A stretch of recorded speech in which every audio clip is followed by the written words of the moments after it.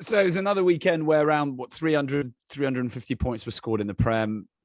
Right, I know you hate talking it up in any way, but do we think it is the most exciting league in the world, both for entertainment and also not knowing who's going to win each match? I don't hate talking it up. I don't hate talking it up. I genuinely believe. I don't think it's like everyone talks of it as like leaps and bounds beyond every other league. It's not. Definitely not. And I asked most of the boys that have played in this league, and they're like, "Nah, Prem and what it made out to be." They all say that. So, that's not what your mate Maggie says. Oh, really? Have you finally spoken to him? Have you? Oh, mate, we're besties, pal. We're besties. What a boy. What a lovely lad. He is a lovely boy, but no, I don't know. Especially with and like it's not way above the Pro 14 either. The Pro 14, top 14. It's yeah, I don't know. Yeah, I'm interested. I'm waiting for the next question because I know that the URC is getting absolute bagging for some reason again from our producer who doesn't seem to like any of it.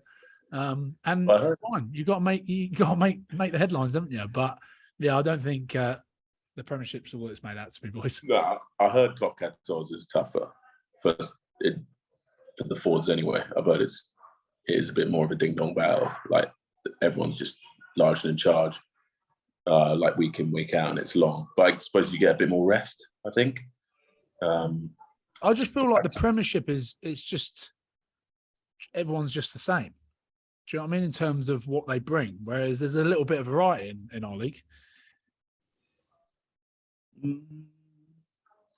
The Irish teams are very different to South Africans. I see what you mean. The difference between the Scottish teams here, the Welsh teams always bring something different. All four of the Welsh teams are really different. All play against different surfaces and bring different things. I don't know. I think there's a lot more variety in the URC than there is at the Premiership. I think you say you can never pick who's going to win a game in the Premiership, just because everyone's so bloody inconsistent. Whereas in the URC, everyone just loses to the South Africans. They do at the moment. We'll see. We'll see if we can change that this weekend, won't we? Real fighting talk. And the other thing as well is I always think of this is another thing I think of. Max has been lucky enough. He's gone and travelled the world. He went to Australia and played down in Australia. Some boys will play their whole life in the Premiership and never actually go and do. And if they haven't played international rugby, they never really get to do a huge amount of travelling. You get to sit on a bus, maybe play a couple games in France now and then if they get picked for European rugby. That's it. Whereas having 4 South African teams, how good? You get to go over to South Africa, play a bit of rugby over there, a couple of weeks in the sun. Yeah, I'd love to do that. I'd love to play some that. Also, just round the corner. So you're just throwing yourself into large humans. It would suit me, I think, that kind of game. Yeah, but you Max, also have to play the devil's advocate here.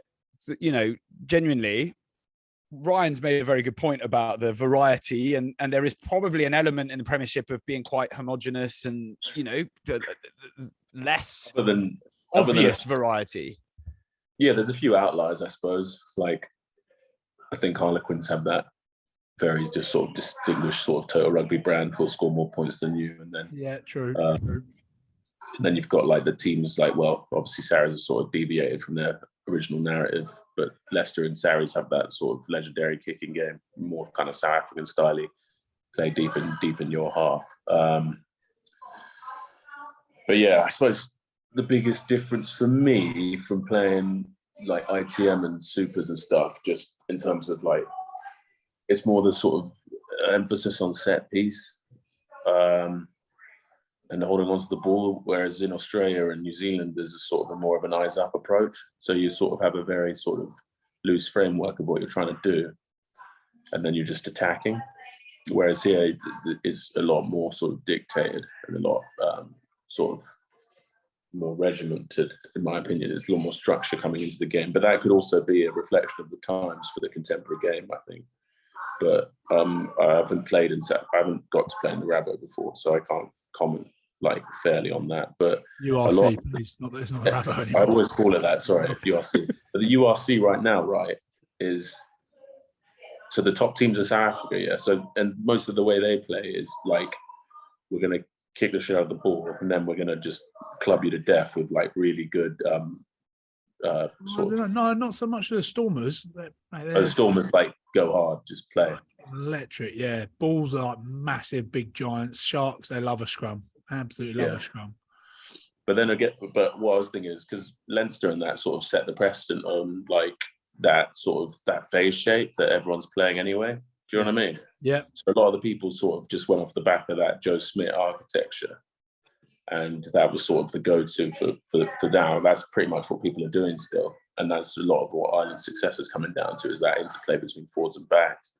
So, yeah, I suppose it's all sort of, there's always going to be an element of homogenous rugby, isn't there? Because you sort of adopt what works, and that's how you have to break down defenses nowadays. But I do take Rye's point. That's a great shout. There is a sincere variation in sort of the different countries playing rugby, but realistically, I think like from what I see, there's only like two sort of ways of playing right now. If you want to be really basic and essentialize it, it's that kick chase game versus that sort of just play everything. Do you know what I mean? I don't know. If I was trying to break it down real basic and fundamental. Imagine picking 3 teams from every country and putting a big league together. That'd be quite cool. Say that again, like a world club comp. Yeah, like 2 or 3 teams from each country. And you pick the best, and so you pick the best players from that thing. Oh, yeah, I suppose. I don't know what you boys would do. We're all right. We've only got 2 teams up here. So you chuck them both in, but pick 2 teams from New Zealand, like we've already got with the South Africans.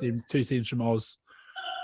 Couple from Ireland, couple from Scotland, couple from England, couple from Wales. Fuck, it'd be pretty cool, wouldn't it? So it comes back to that, like, we need that universal season, don't we? And then that could happen. You could have like an actual like Champions League, like a proper one. Because like, do you know what I mean? Like a proper World Club